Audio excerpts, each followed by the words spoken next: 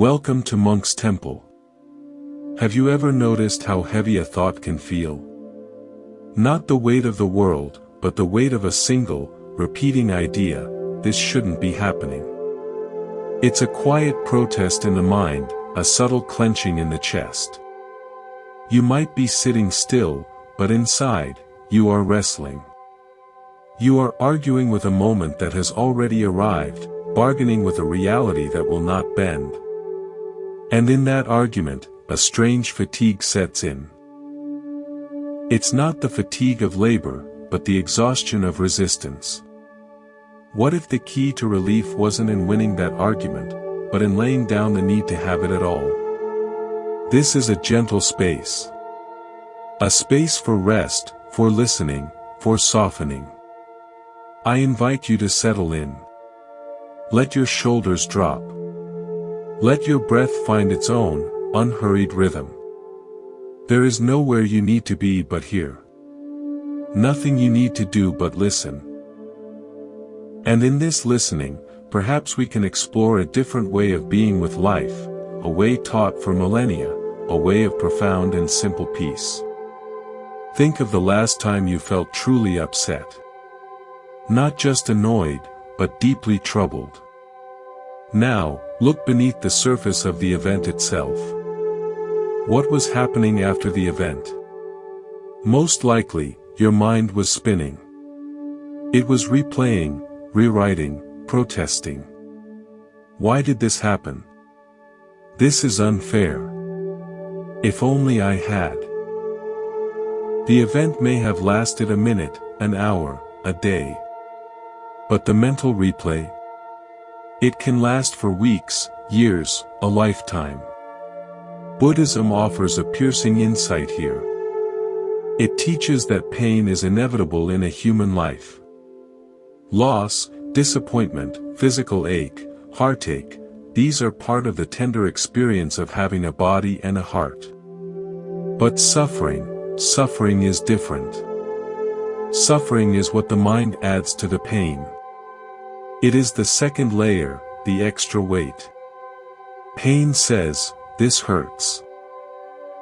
Suffering says, this hurts and it shouldn't. This hurts and it's wrong. This hurts and it means something terrible about me or my life. Can you feel the difference? The first is a clean sensation. The second is a story, a judgment, a war. Imagine you are walking and you stub your toe on a rock. There is a sharp, sudden pain. That is the clean signal of the body. Now imagine what happens next. You might get angry. Stupid rock.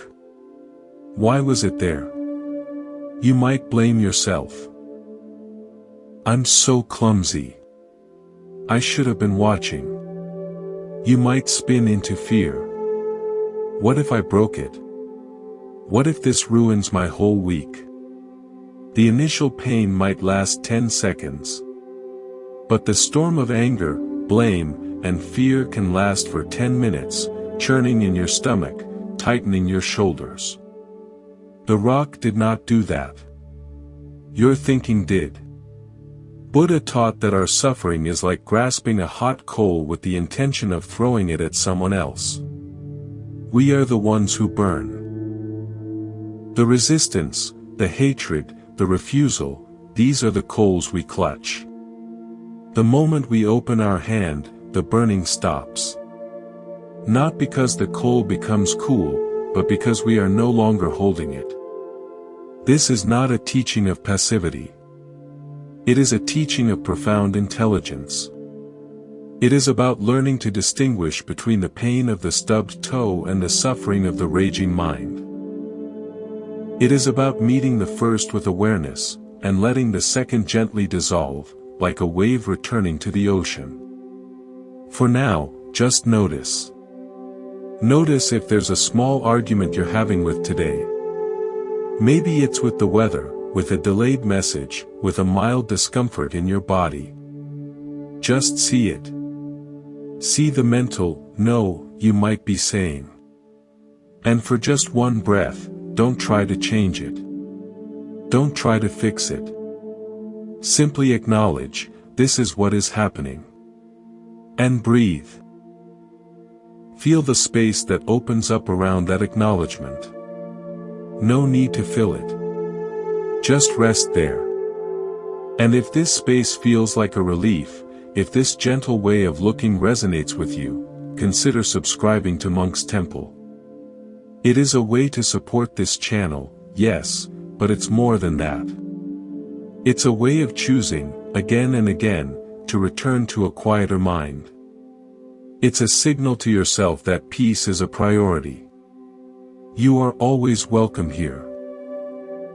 Let me tell you an old story, one that came to me not from a book, but from watching a river as a child. There was a woman who lived by a great, flowing river. She loved the river, but only when it was calm and mirrored the sky. On days when storms came upstream, the river would turn brown and churning, carrying branches and debris. On those days, the woman would stand on the bank and cry out in frustration. "Why are you like this? Be clear. Be still." She would shake her fist at the water. Her days would be ruined by the river's natural storm response. Downstream, an old man also lived by the same river. On the same stormy days, he would observe the rushing water. He would note its power, its changed color. He might move his chair back a few feet to avoid the spray. But he did not rage. He understood, the river is being a river. It responds to rain. His peace was not disturbed because he did not demand that the river be only one thing. We are so often like the first woman. We stand on the bank of our own lives, shouting at the current for being what it is. We want only the clear, calm, sunny day flow. When the waters of life churn with difficulty, loss, or fear, we protest. We think the river is broken, or that it is punishing us. Buddhism gently guides us to the perspective of the old man. It teaches that reality, like the river, has its own nature. It flows according to causes and conditions. Rain falls upstream, the current moves. Our pain arises not from the river's nature, but from our fixed idea of how it should be. Our suffering is the energy we waste shouting at the water. The practice, then, is to step back from the bank of judgment. It is to observe the river, your life, this moment, without immediately labeling it good or bad. See it simply as flow. A stormy flow is still flow. A painful moment is still a moment of life. When you stop arguing with the river's nature, you can respond wisely. You can move your chair back, you can find shelter, you can wait with patience for the waters to settle. Your energy is spent on wise response, not futile resistance. Your life is that river. Some days are crystalline and still. Some days are turbulent and dark.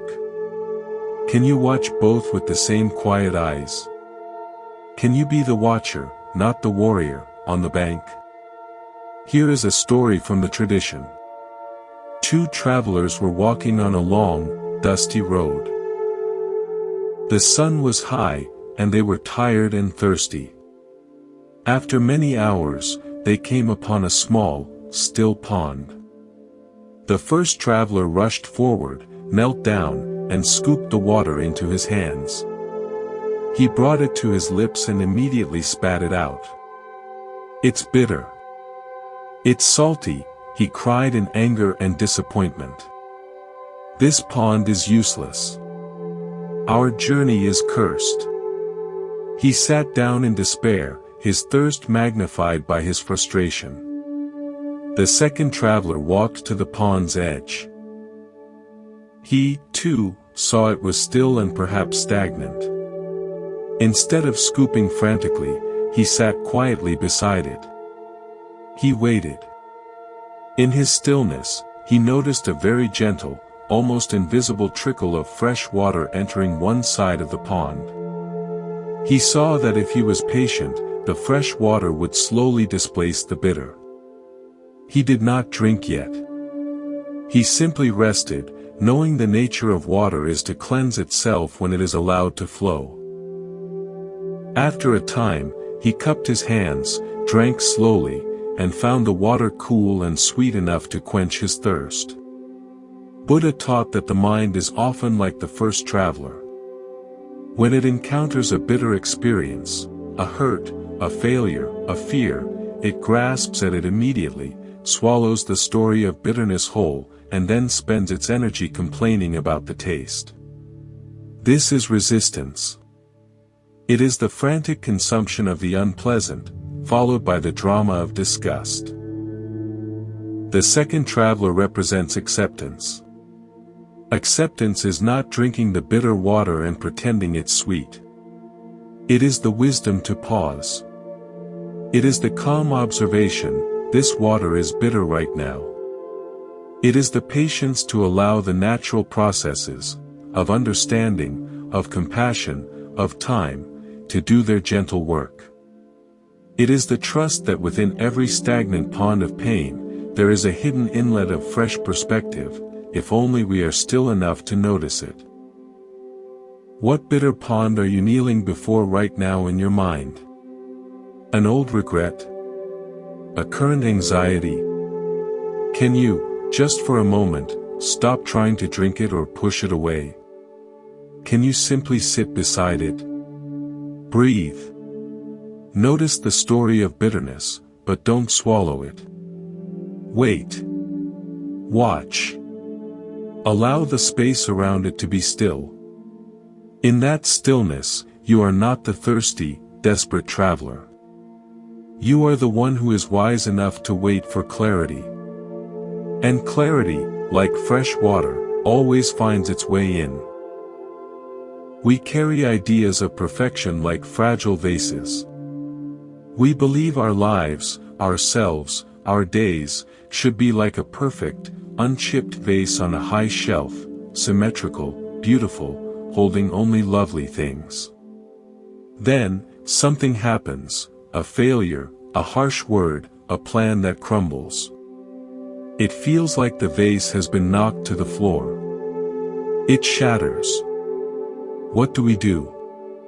We often spend hours, days, years, on our knees, weeping over the shards, trying to glue them back together exactly as they were. We mourn the perfect vase that is no more. We curse the moment it fell. We live in the kingdom of, if only. Our entire mental world becomes a museum of that one broken vase. Buddhism invites us to look at the shards with different eyes. It asks, was the vase ever truly permanent? Was it ever anything other than a temporary arrangement of clay, already on its slow journey back to dust?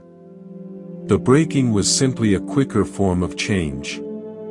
But here is the secret the tradition holds. Among the broken pieces, there is now space. Space for light to fall in a new way. Space for something new to be planted. In Japan, there is an art called kintsugi, where broken pottery is repaired with lacquer mixed with gold powder. The repair does not hide the breakage. It highlights it, making the cracks luminous, a central part of the object's history and beauty. The vase becomes more precious, not despite its breaks, but because of them. Your breaks.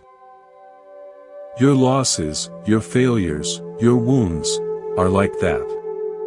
When you resist them, when you scream at their existence, you see only damage. You live in the tragedy of the break.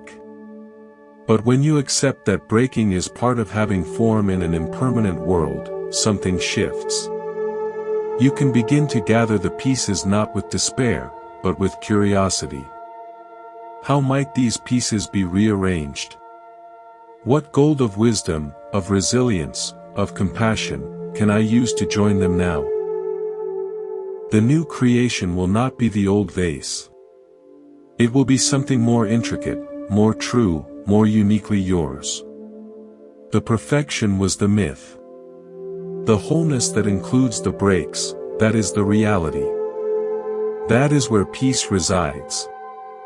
Stop mourning the vase that was never meant to last forever. Kneel among the shards, not as a mourner, but as an artist.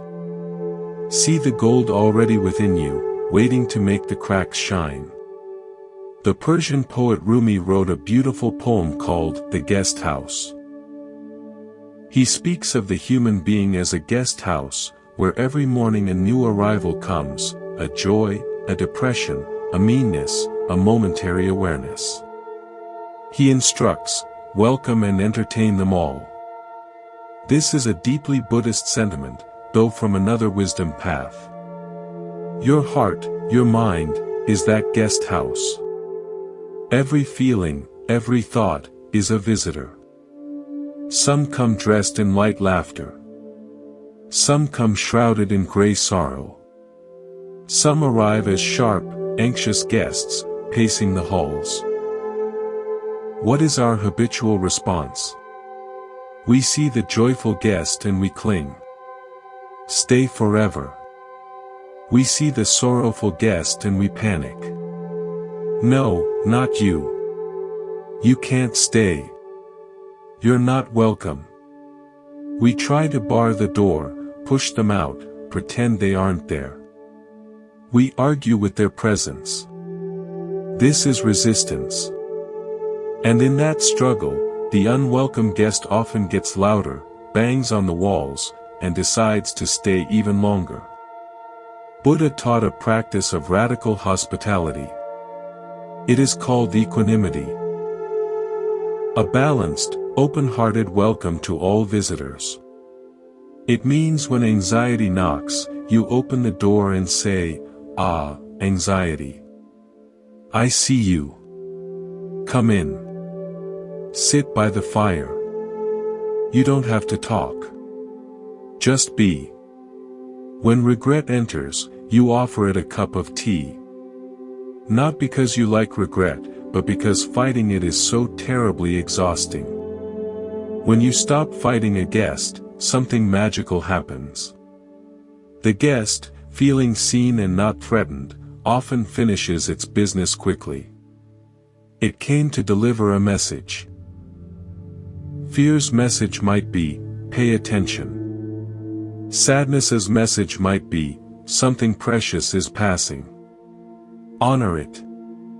Once the message is delivered, the guest has no more reason to cause a scene. It will leave of its own accord, making room for the next arrival. You are not your guests. You are the spacious house itself. The house does not get damaged by a gloomy visitor, it simply provides shelter for a while. Practice being the house. Be the silent, welcoming space that contains all that passes through. Don't label the guests good or bad. Just host them with silent, compassionate awareness. In this hosting, you find a freedom you never had when you were trying to be the bouncer at your own door. Walk with me into an imaginary forest. See the mighty oak, strong, rigid, proud of its unyielding trunk. Now see the bamboo, bending and swaying with every breeze. A great storm arrives. The oak, refusing to bend, stands rigid against the wind. It trusts its strength. But the storm's force is greater. With a terrible crack, a major limb snaps, or worse, the trunk itself is uprooted. Its resistance becomes its downfall. The bamboo, however, does not resist.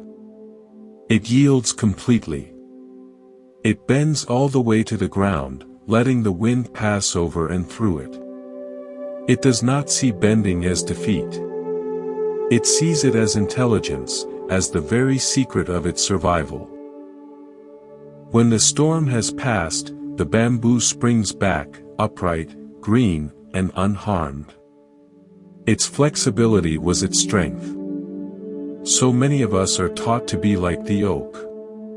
We are taught that strength is rigidity, that to bend is to be weak, that to yield is to surrender.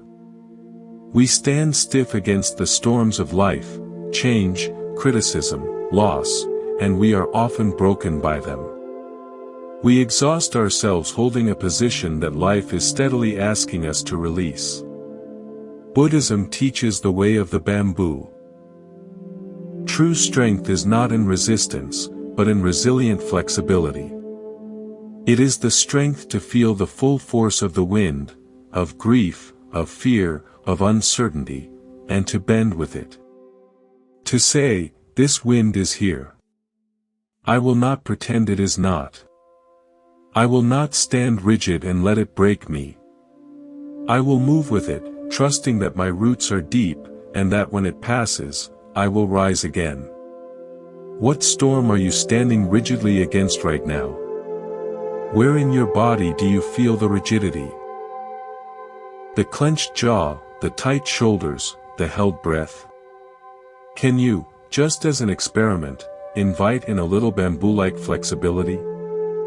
On your next exhale, soften. Just a little. Let the storm blow. You are not your rigid posture. You are the being that can choose to bend, to yield, and in that yielding, to remain unbroken. Your resilience is in your suppleness, not in your stubbornness.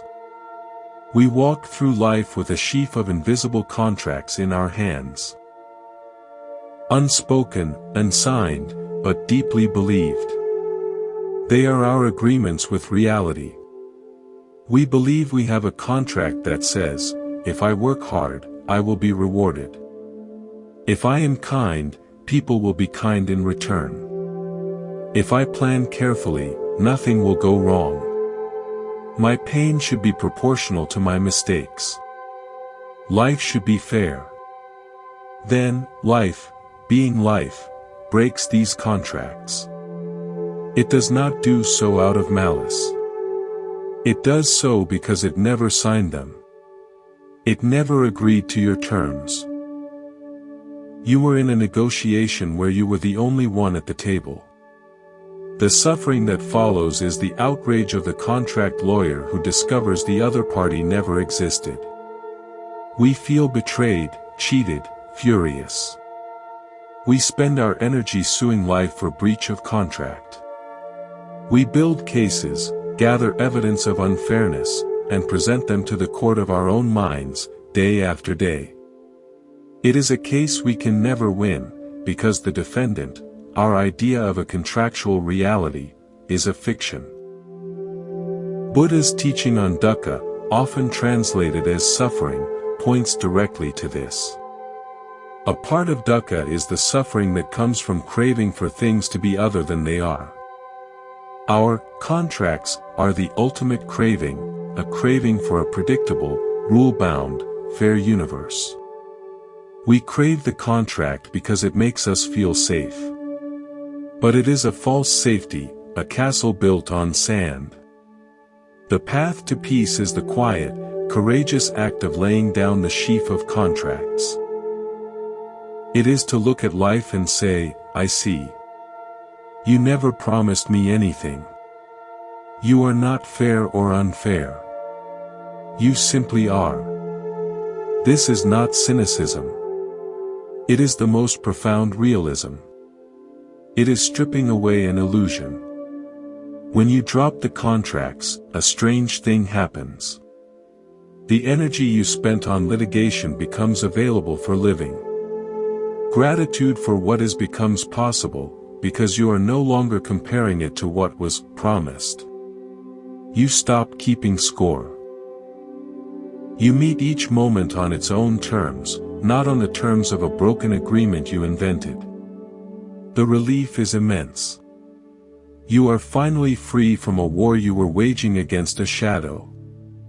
Imagine a weaver at a vast loom.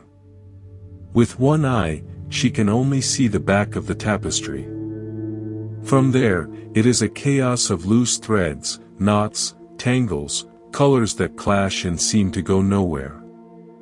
It looks messy, flawed, even ugly. It seems to make no sense. If this was all she ever saw, she might despair at her own work. But the weaver has another perspective. She can walk around to the front of the loom. From there, she sees the emerging pattern. The threads that seem tangled now form the curve of a flower petal. The clash of colors reveals subtle shading. The chaos has an order, a beauty, a narrative that was invisible from the other side. In our lives, we are like the weaver with only one eye, staring at the back of the tapestry. We see the knots of our failures, the tangled threads of confusing relationships, the loose ends of unfinished goals. We see the mess, the pain, the apparent randomness. We conclude, my life is a mess. This is meaningless. Buddhism does not deny the knots and tangles. It acknowledges the view from the back is often confusing and painful. But it whispers of the other side. It suggests that there is a front to the tapestry. A completeness, a pattern, a meaning that our limited, human, moment-to-moment perspective cannot grasp. We are asked to have faith, not in a specific religious picture, but in the possibility of a larger pattern. We are asked to trust the process of the weaving itself.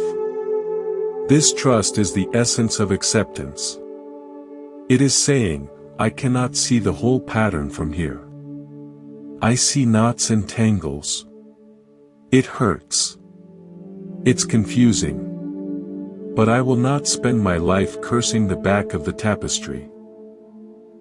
I will do my best with this thread in my hand, and I will trust that it is part of a whole that is beyond my current sight. When you stop demanding to see the full, finished picture from your limited vantage point, a weight lifts. You can tend to the knot in front of you with more patience, even with curiosity. What part of the pattern might this difficult thread be creating? You become a more compassionate weaver, both of your own life and of the lives of others, whose tapestries also look messy from the back. You work with a quieter heart, trusting the loom of life itself. A mountain does not care about the weather. Storms rage at its peak, winds howl around its cliffs, dark clouds shroud its summit. Sunlight bathes its slopes in gold, gentle rains nourish the forests on its sides. The mountain experiences it all. Yet, the mountain remains, fundamentally, the mountain. It does not identify with the storm. It does not cling to the sunlight. It does not become the weather. It allows the weather to pass over it, through it, around it. The mountain's essence is untouched. You are that mountain. Your thoughts, your emotions, your changing circumstances, these are the weather. Happiness is a sunny day. Sadness is a downpour. Anxiety is a thick, swirling fog. We make a crucial mistake, we believe we are the weather. When the storm of anger comes, we think, I am an angry person. When the fog of doubt settles, we think, I am a doubtful person. We contract into the temporary condition, forgetting the mountain beneath. Buddha's teaching on anatta, often translated as not self, points to this.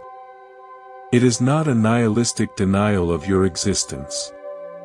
It is a liberating pointer. You are not your temporary thoughts, feelings, or roles. You are the awareness that experiences them. You are the mountain, not the passing storm. Practice feeling like the mountain. Sit tall, as if your spine is that ancient, unshakable core. Now, let a feeling arise. Maybe it's restlessness. Feel it. Acknowledge it. Ah, restlessness is here. But do not say, I am restless. Instead, hold the awareness, restlessness is visiting the mountain. Watch it swirl like a wind. It may be intense, but can it actually move the mountain? Can it change the mountain's fundamental nature? No. The mountain feels the wind, but it is not defined by the wind. This is the deepest form of acceptance. It is acceptance not just of the good weather, but of all weather, with the unshakable knowing that you are the space in which it appears, not the appearance itself. You are the consciousness that knows the sadness, not the sadness itself. When you rest as the mountain, life's weather becomes interesting, sometimes challenging, but never a threat to your core being. You are always home, always solid, always here. Picture an old lantern, its flame sheltered by glass, carried on a dark, windy night. If the person carrying it is anxious, bracing against the wind, gripping the lantern too tightly, their hand will shake. The flame inside will jump and flicker wildly, casting frantic, unstable shadows. The person may even panic, thinking the wind is trying to extinguish their light. Now, imagine another person carrying the same lantern on the same night. This person understands the wind. They don't fight it. They relax their arm, allowing the lantern to sway gently with the gusts. They keep their own center calm. Inside the lantern, the flame may dip and dance, but it burns steadily at its core. The light it casts is softer, more fluid, but it is constant. It is not at war with the wind. Your awareness, your peace, is that inner flame. The winds of life, stress, change, unexpected events, are constant. They will always blow. The question is not how to stop the wind. That is impossible. The question is, how are you carrying the lantern? Our habitual way is to tense up, to resist the wind, to try to hold everything perfectly still. This inner tension is the shaking hand. It makes our inner flame, our peace, our clarity, flicker and threaten to go out. We blame the wind for our instability. If only things were calmer, then I could be at peace. Buddhism teaches the way of the second lantern carrier. It is the practice of inner relaxation amidst outer chaos. It is finding your own stable center, the breath, the body anchored in the chair, the silent witness within, and letting the winds blow around that center. You acknowledge the wind. A strong gust of worry is here. But you do not become the frantic gripping against it. You soften your grip on the need for stillness. You allow movement. You trust that the flame of your awareness, when not agitated by your own resistance, is resilient enough to withstand any gust. Feel that now. Whatever wind is blowing in your life, see if you can, for just 3 breaths, stop bracing against it. Imagine your mind as that lantern, swaying but not shaken. Let the thoughts blow like wind outside the glass. Inside, tend to the gentle, steady flame of your attention, right here, on the breath. The wind does not put out the flame. Only your own frantic efforts to shield it can do that. Let the wind be. Tend the flame. And you will find your light shines more steadily through any storm. We live in a world that constantly whispers, more. More achievement, more security, more comfort, more validation. We are taught to see our lives as a field that must be endlessly cultivated, planted, and harvested. We walk through our own field, but we are not looking at the rich soil, the green shoots, the sunlight. We are looking at the fence line, at our neighbor's seemingly more abundant field. Or we are looking at the empty patch where we haven't yet planted. We feel the lack, not the fullness. This constant leaning forward, this chronic sense of not enough, is a deep source of weariness. Buddhism introduces the radical concept of santuthi, contentment. It is not the contentment of complacency, of giving up. It is the contentment of the farmer who, after a day's work, sits on the porch and looks over his field. He sees the work still to be done tomorrow. But right now, in this moment, he feels the cool evening air, smells the earth, hears the crickets. He is not thinking, this field is not as big as the other. He is simply present with what is. He feels a quiet satisfaction. It is enough for now. Your life is that field. Enough is not a measurement, it is a mode of perception.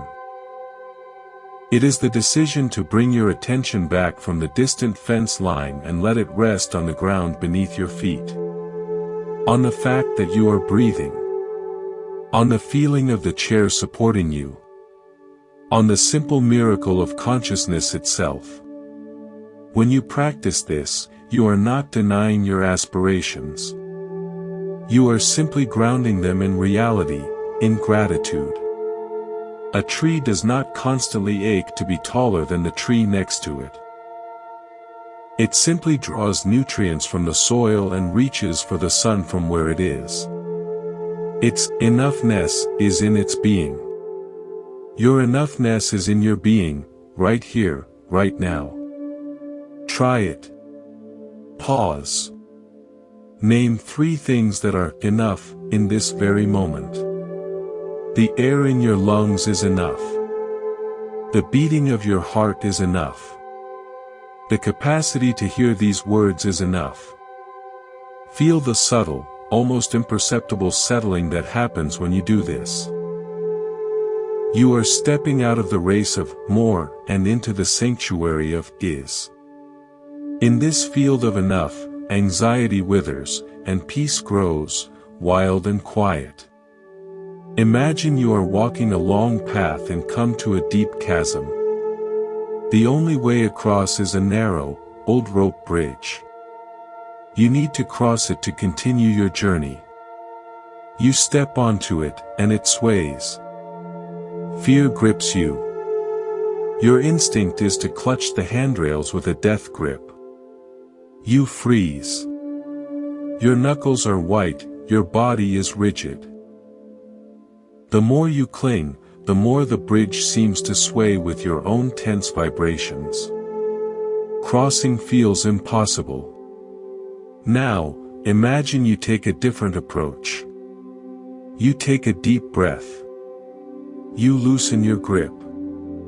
You don't let go completely, but you hold the rails lightly, for balance. You accept the bridge's inherent sway. You focus on taking one small, careful step at a time. You feel the movement, but you move with it. Because you are not fighting the bridge, your passage becomes smoother. The crossing is still requiring attention, but it is free of panic. So much of our suffering is that white-knuckled grip on the handrails of life. The handrails are our attachments, our need for things to be a certain way, our grip on old identities, our clutch on plans and outcomes. We think clinging makes us safe. In truth, it paralyzes us. It transmits our fear into the very structure of our experience, making everything feel more unstable. Buddha's teaching on non-attachment is often misunderstood as not caring. It is the opposite.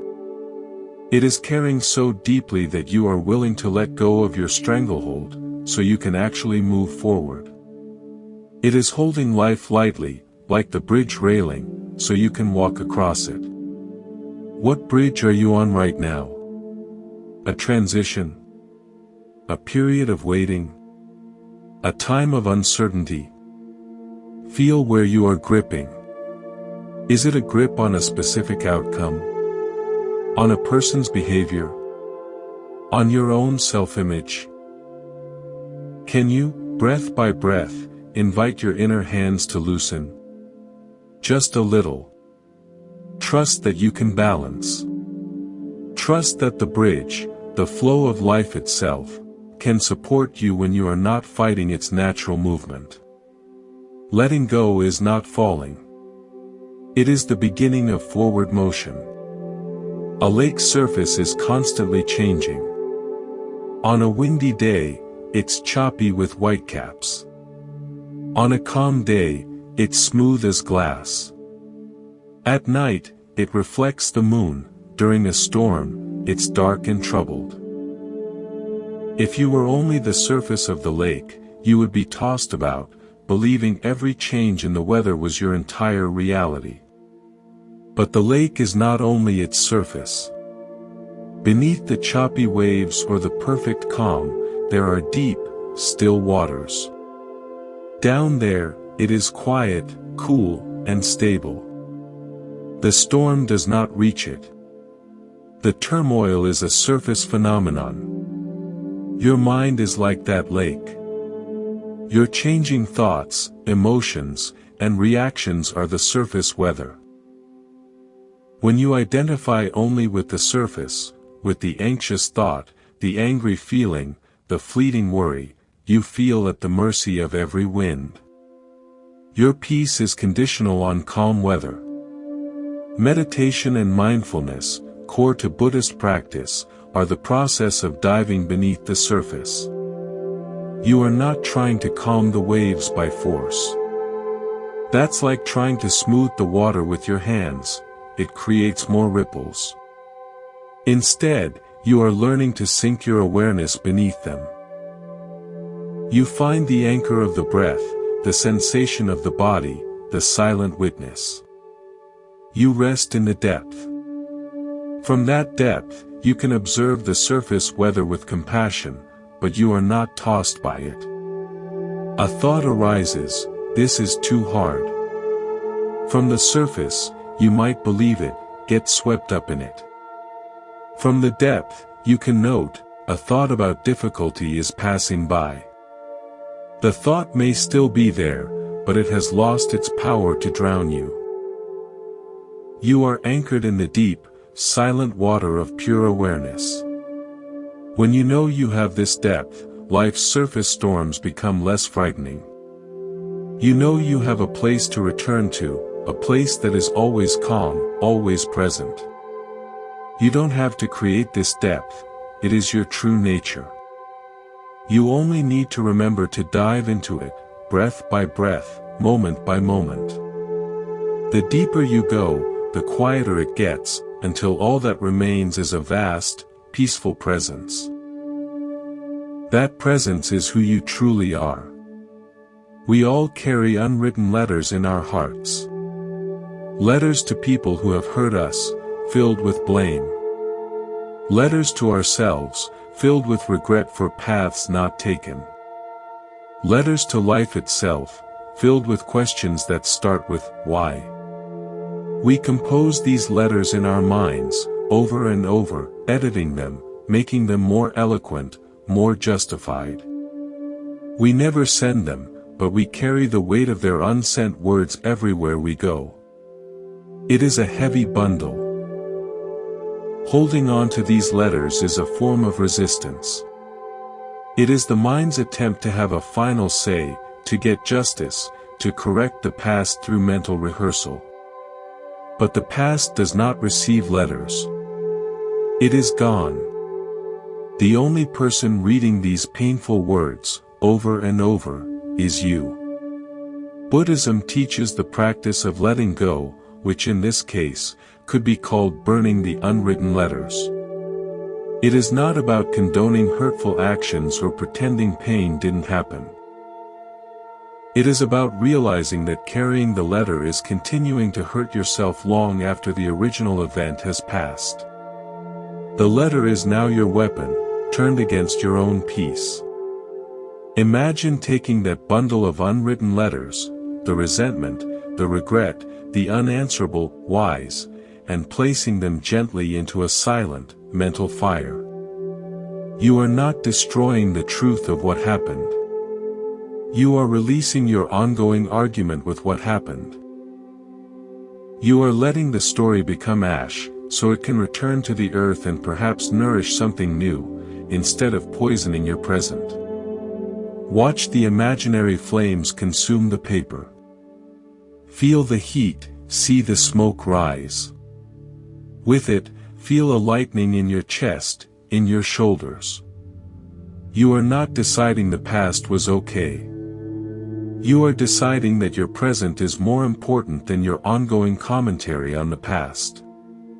You are choosing to stop sending angry mail to a closed address.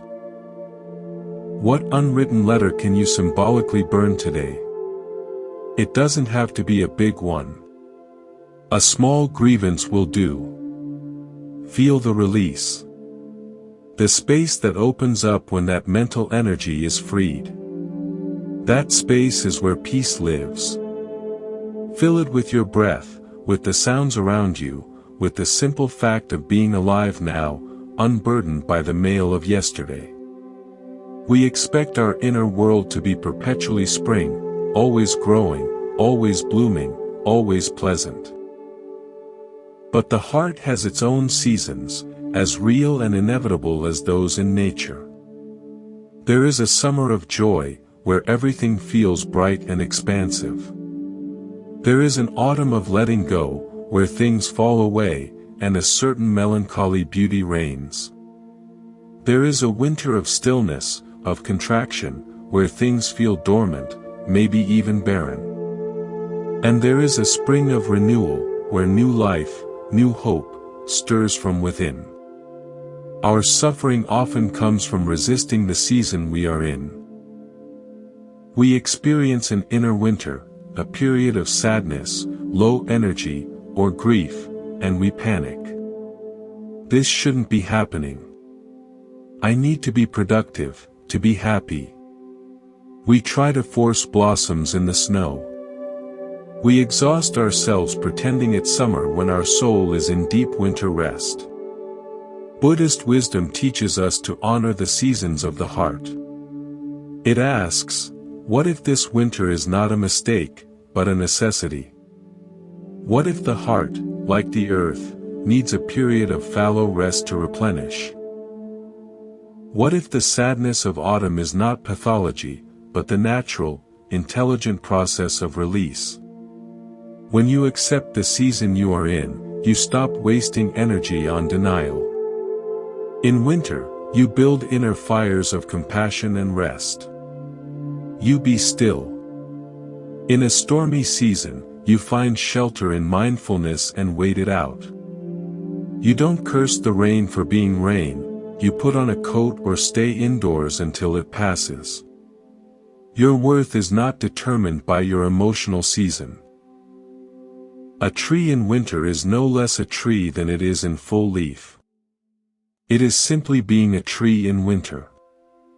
You are no less you in a season of difficulty.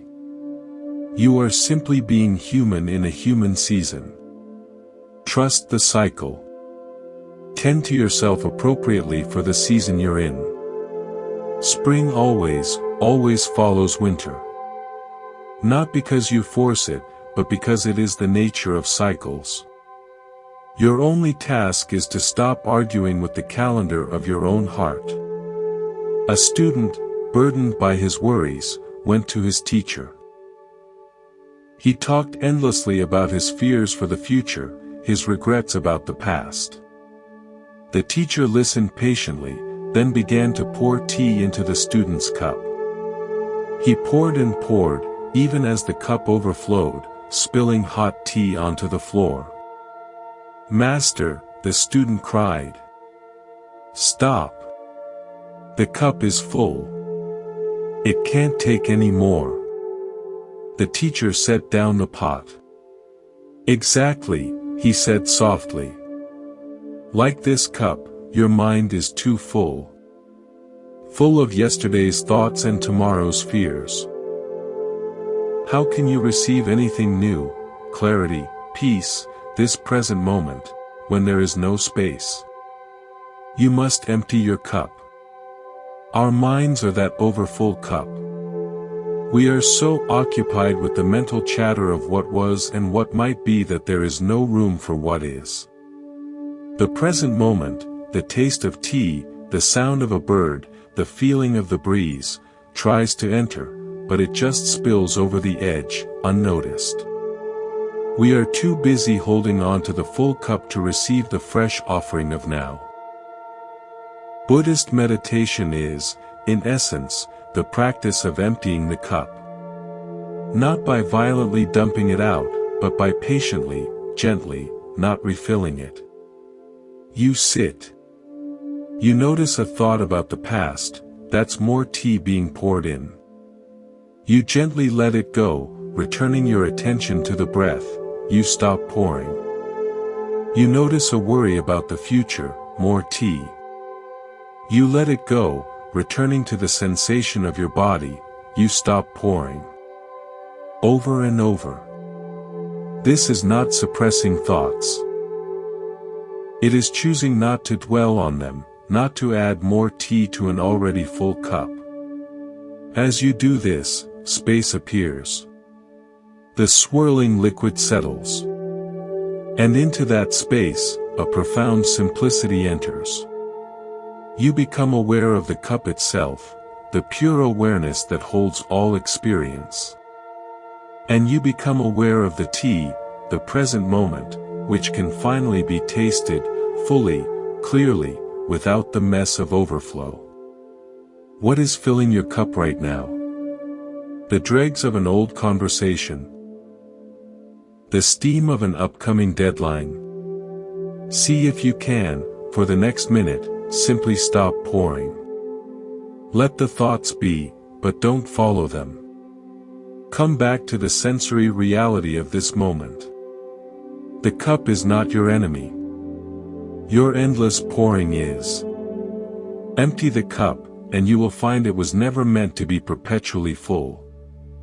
It was meant to be a vessel, ready to receive, and then to release, the fresh experience of life, sip by mindful sip.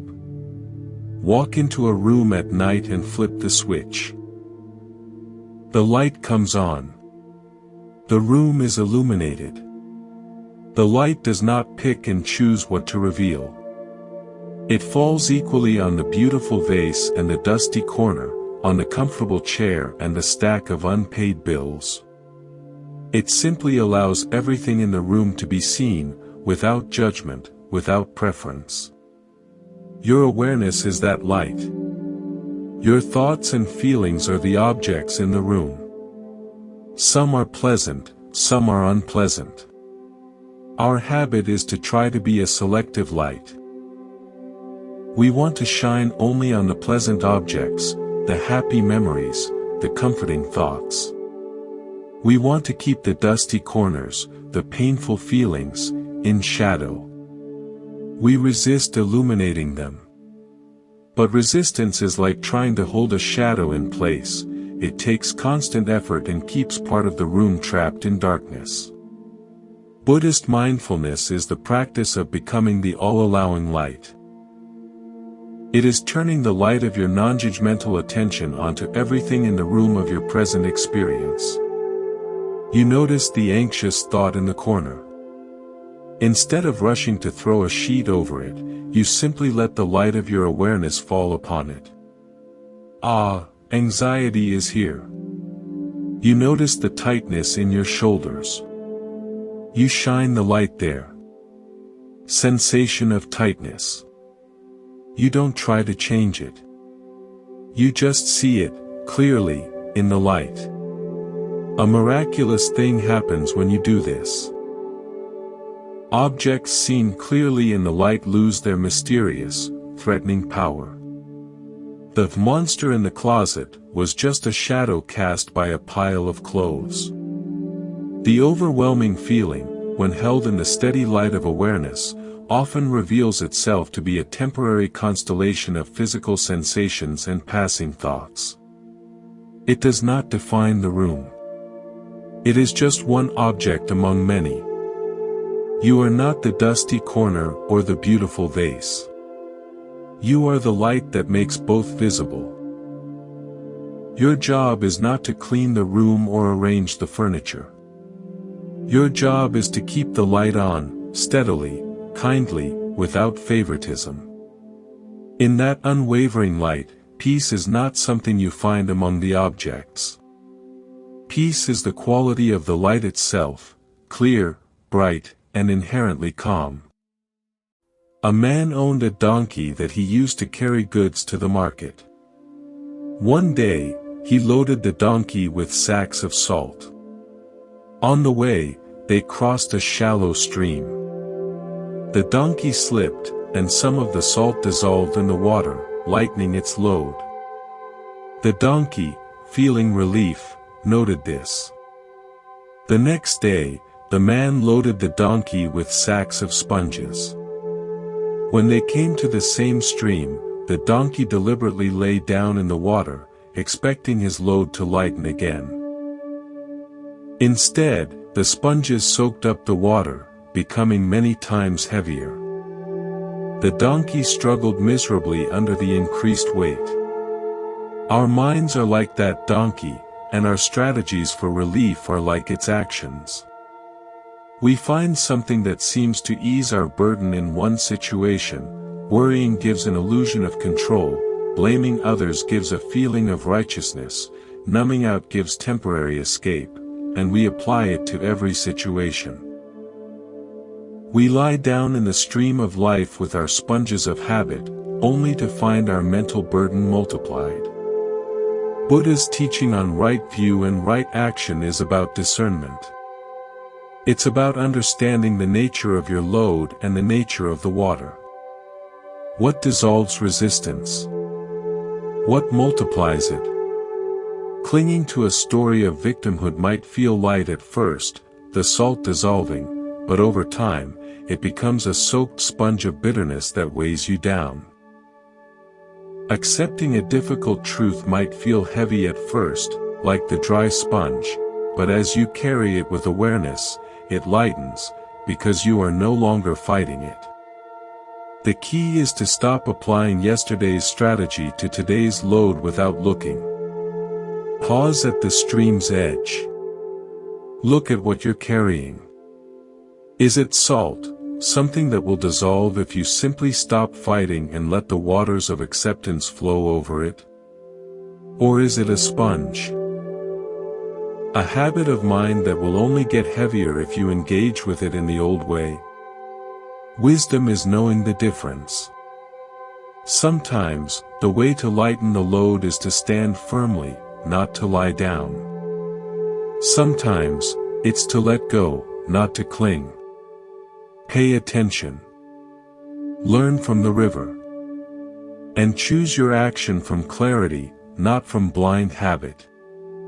Imagine you are in a small boat on a wide ocean. The weather is changeable. Sometimes the sun is out, and the water is calm. Sometimes storms arise, and the waves toss the boat. If you have no anchor, you are at the mercy of every current and wind. You are blown off course, you spin in circles, you feel perpetually lost and unsafe. Now, imagine you have an anchor. When a storm comes, you don't try to outrun it or fight the waves. You drop the anchor. It doesn't stop the storm. The wind still blows, the rain still falls, the boat still rocks. But you are no longer adrift. You are connected to something solid, deep below the turbulent surface. You can ride out the storm with the assurance that you will not be lost at sea. Your mind is the boat.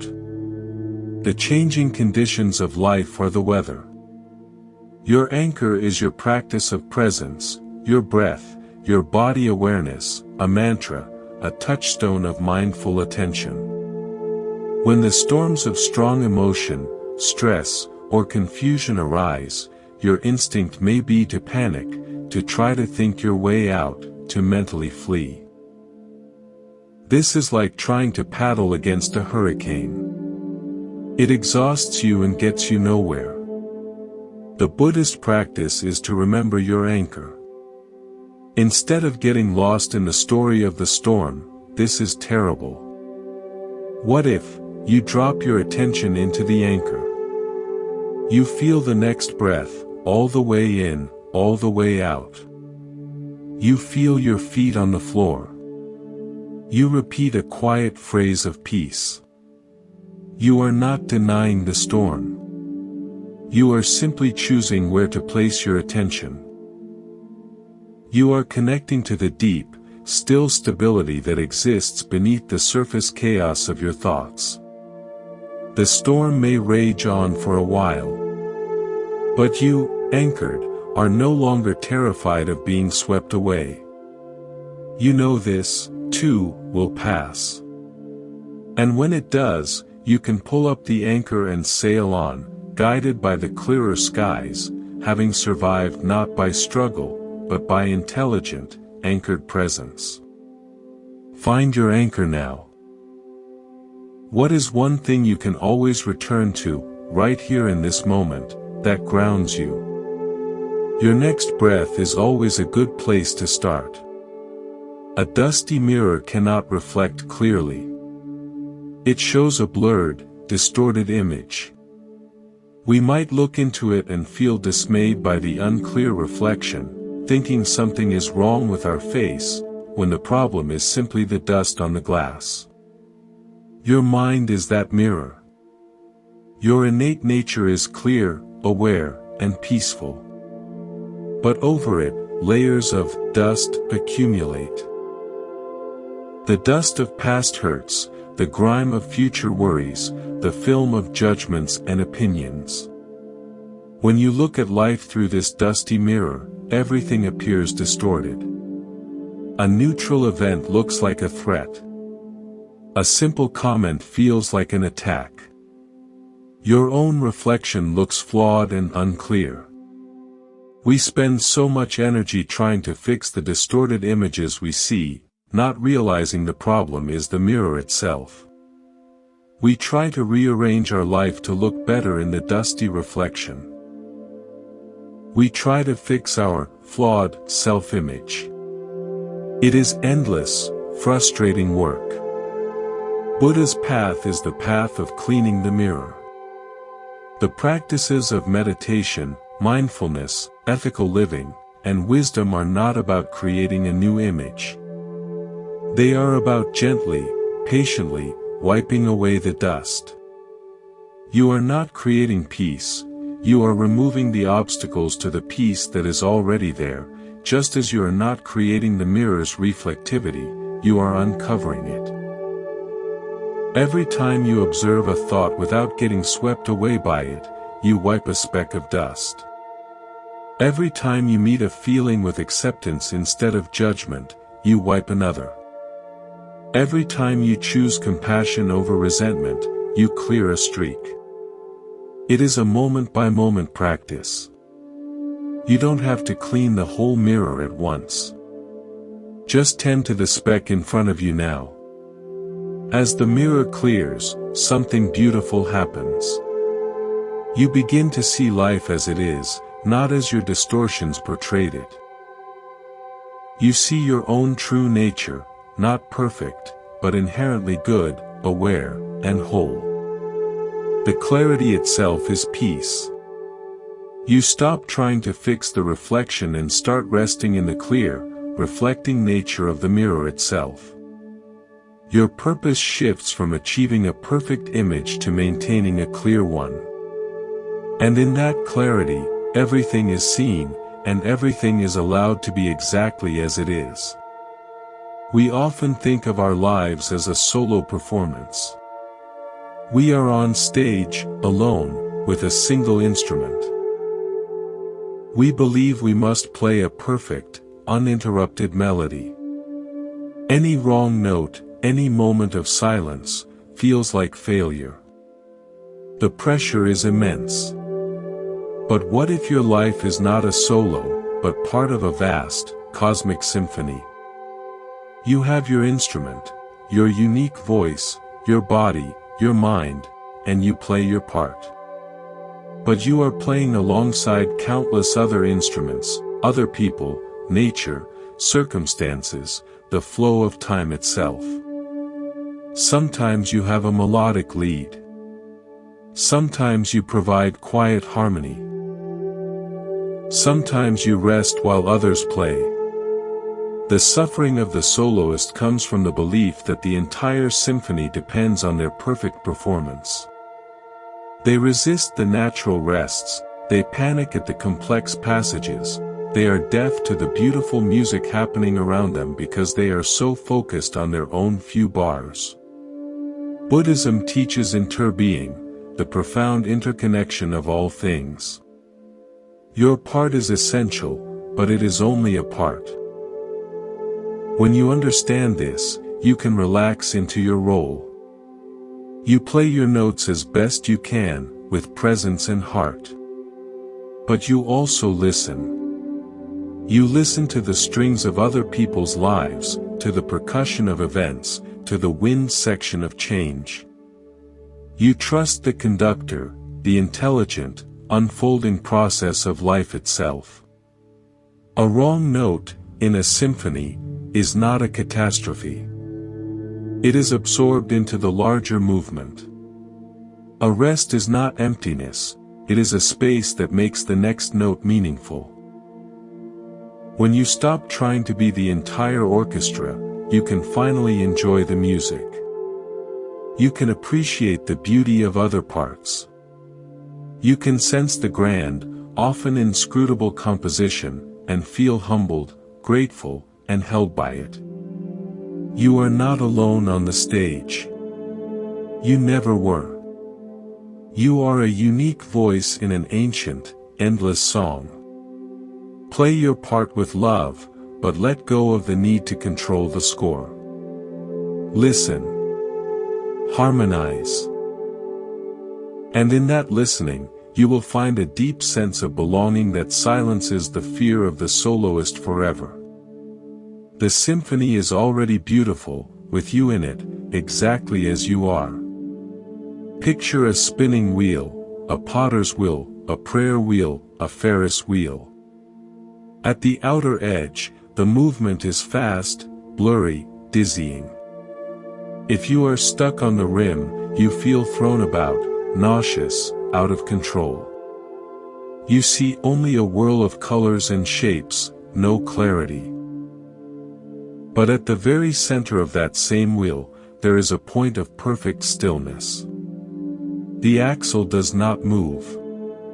It is calm, stable, unmoving, even as the entire structure rotates around it. From the center, you can observe the motion without being consumed by it. You have perspective. Your life is that wheel. The outer rim is the world of constant activity, changing circumstances, swirling thoughts, and fluctuating emotions. If you live only on the rim, identifying with every spin, you will feel perpetually stressed, reactive, and lost. Your spiritual practice is the journey from the rim to the center. It is the inward turn. It is discovering that within the whirl of your experience, there is a silent, still, aware center, your deepest self, your Buddha nature, pure awareness. This center is not affected by the spin. Thoughts arise and pass at the rim, the center knows them. Emotions whirl at the rim.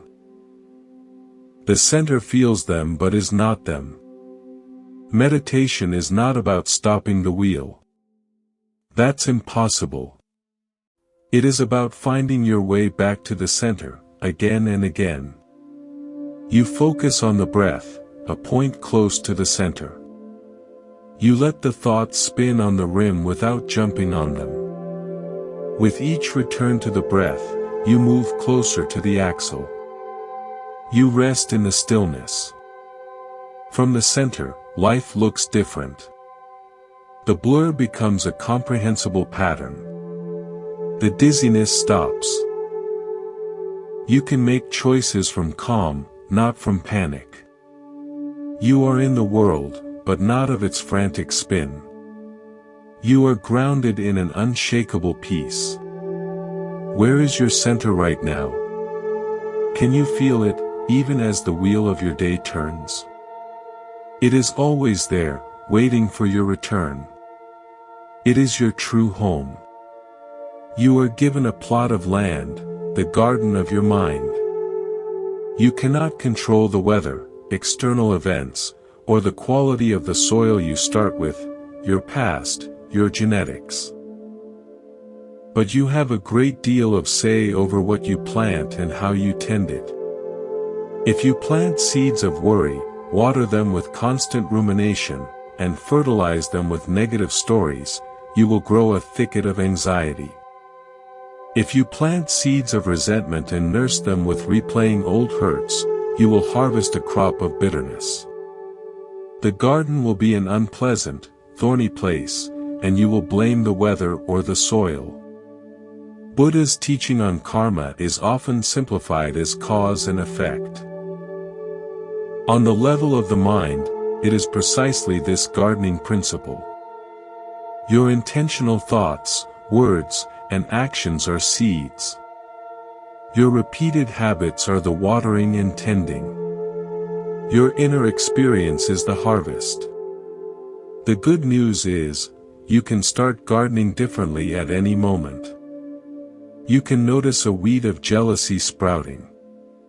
Instead of watering it with more comparing thoughts, you can gently uproot it by shifting your attention to gratitude for what you have. You can plant a seed of kindness by sending a warm thought to someone. You can water it by acting with compassion later. Acceptance is the first step in wise gardening. It is looking clearly at your garden and saying, okay, there are weeds here. This soil is dry here. This is what I have to work with. Denial is like pretending the weeds are flowers, it lets them take over. Resistance is like angrily hacking at the weeds, which often just spreads the seeds. Tend your garden with gentle, consistent care. Weed the mind of unhelpful thoughts through mindfulness. Water it with patience and self-compassion. Plant seeds of positive intention. You won't get a perfect English garden overnight. But slowly, the ecology of your mind will change. It will become a more peaceful, resilient, and beautiful place to reside. And you will understand that your inner weather, while not fully controllable, is deeply influenced by the seeds you choose to sow and nurture, moment by mindful moment. A room with closed, shuttered windows becomes stale, dark, and suffocating. The air doesn't move. You can't see outside. You feel trapped, even if the room itself is comfortable. Now, imagine opening a window. Fresh air flows in. Light enters. You can hear birdsong, see the sky. The room is still the same room, but its relationship to the world has changed. It is no longer a sealed box, it is part of a larger, living environment. Your mind can be like that room. When you are in a state of resistance, you are essentially closing the shutters. You are sealing yourself off from the full experience of the present moment because you find some aspect of it unpleasant. You don't want to feel the cool air of sadness, so you close the window. You don't want to see the unsettling view of uncertainty, so you draw the blinds. You end up in a stuffy, dark mental space, feeling trapped by the very things you're trying to keep out. Acceptance is opening the window. It is allowing the fresh air of what is to flow through you, even if it's cool. It is letting in the light of awareness, even if it illuminates things you'd rather not see.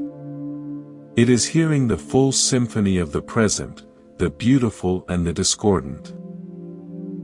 When the window is open, you are no longer a separate, isolated room. You are connected to the flow of life. The breeze of change can pass through. The light of understanding can enter. Yes, a storm might blow in some rain. But rain passes, and the air is left cleaner. A closed room avoids the rain but suffers perpetual stagnation.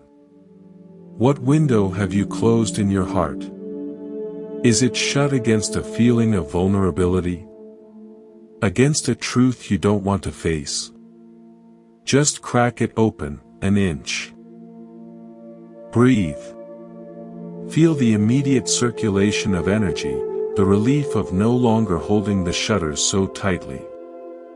You don't have to jump out the window. Just open it. Let life in. Let yourself be part of the vast, weather-filled, alive world. Stagnation is optional.